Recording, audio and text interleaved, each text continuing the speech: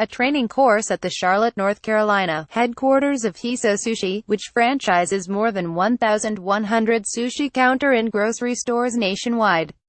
About 95% of its franchisees are Burmese. Travis Dove for the New York Times. Oceanside, Caliph Gamong, a Burmese refugee, had never heard of sushi before arriving in the United States 3 years ago. Today, he makes six figures a year hawking creations like the dazzling Dragon Roll and the Mango Tango.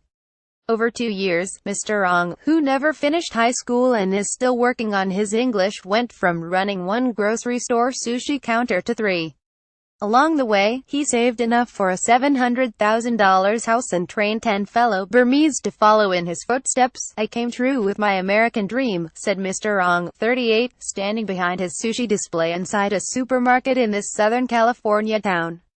There is a long American tradition of immigrant communities dominating certain business sectors, recruiting their compatriots and building their way to the middle class. Many examples are familiar: Greek diners, Chinese laundries, Vietnamese nail salons. You may not have heard of Burmese sushi counters, but the workers assembling California rolls behind the counters in most grocery stores are almost certainly not Japanese.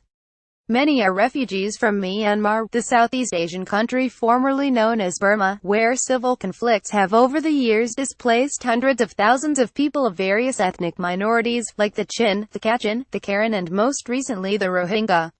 Tens of thousands of Burmese, like Mr. Ong, who is Kachin, have in recent years been resettled in the United States. And sushi, which is about as endemic to Burmese cuisine as Texas chili, has become their livelihood.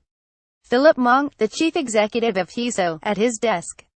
Mr. Mong arrived in the United States from Myanmar in 1989, founding Hissho in 1998. Travis Dove for the New York Times. Sometimes one immigrant breaks through in a big way and creates opportunity for a lot of other people, said David Dysegard-Kalek, who studies immigrant entrepreneurship at the Fiscal Policy Institute in New York. For the Burmese in the sushi business, Philip Mong may have been the one who broke through. He arrived in the United States in 1989 as a 22-year-old with big ambitions but no money. After the early 90s recession crippled his dreams of making it big in real estate, Mr. Mong joined Advanced Fresh Concepts, a Southern California company started by a Japanese immigrant who pioneered the supermarket sushi concept. The formula: this store provides a display case, refrigerator and storage. The company supplies the ingredients and chefs to prepare the rolls on site.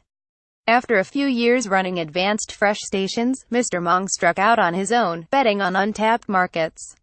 In 1998, he started Hissho Sushi in Charlotte, North Carolina, a financial center where he figured he would get a loan.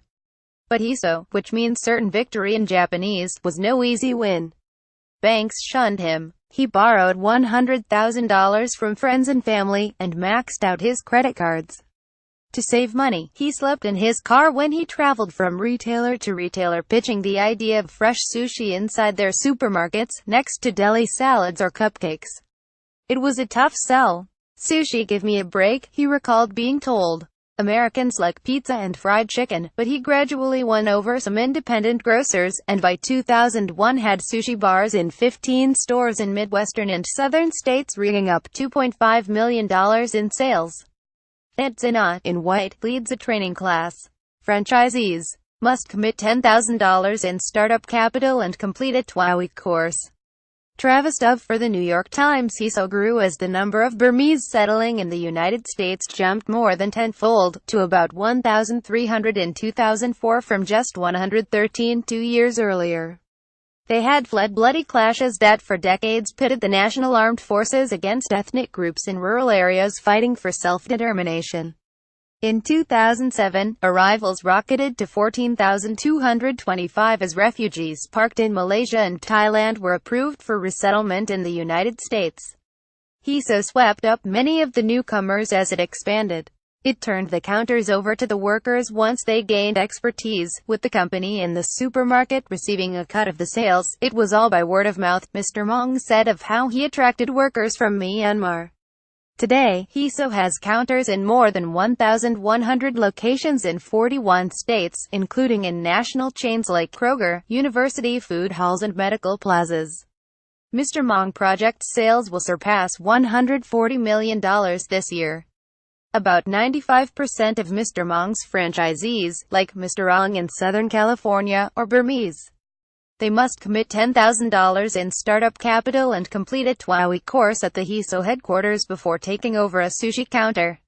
On a recent Tuesday in a Hissho classroom, Fatzina, an instructor, led a discussion in English peppered with Burmese about how to reconcile the chef's mind and the business mind. Among the 10 pupils planning to run franchises in Colorado, Maryland, Texas and other states, several, like Mr. Ong, had never encountered sushi, let alone Western-style rolls with names like Sriracha Party and Blazing California, before reaching the United States. Inside one of the warehouses at the Hissho headquarters, where fish, rice or other sushi ingredients are stored for distribution. Travis Dove for the New York Times. Most of the students are very nervous when they hold sushi rice in their hands for the first time, said Zhao Zhao Dongmen, another instructor. They press it too hard, and it gets mashed. She advises them to handle the grains gently, like you are planting grass on the nori, the dried seaweed sheets that hold the rolls together. Novices are also prone to splurge on fillings, prompting Ms. Dongmen to remind them, "We are making sushi here, not pizza or burrito." After leaving Myanmar, Mr. Ong eked out a living for 5 years peddling garments in Malaysia. He arrived in Kent, Washington, in February 2014, and within a week he was learning the sushi business from his cousin, Nong Mo, a Hissho franchisee, working his bamboo rolling mat until the motions were muscle memory. A year later, the company invited Mr. Ong to work at its sushi counter in a Sprouts grocery store in Carlsbad, Calif, north of San Diego. He made $11 an hour. Then Hissho offered him a franchise inside the Sprouts in Oceanside, where sales quickly jumped 50%, said PYIE2, Hisho's regional manager. Last year, Mr. Tu offered him 2 more Sprouts stores, the one in Carlsbad where Mr. Ong had worked and another in nearby San Marcos. He lured fellow Burmese to California, training them to slice salmon and tuna at just the right angle and make perfectly round rolls stuffed with avocado, cucumber and other ingredients.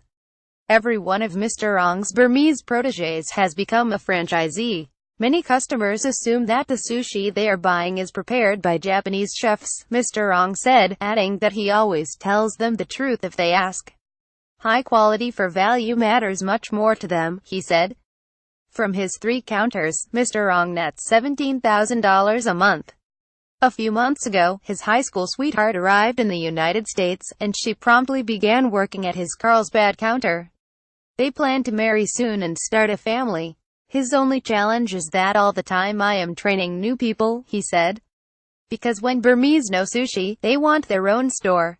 A version of this article appears in print on October 29, 2017, on page A1 of the New York edition with the headline Sushi Japanese Immigrants Burmese Dream American.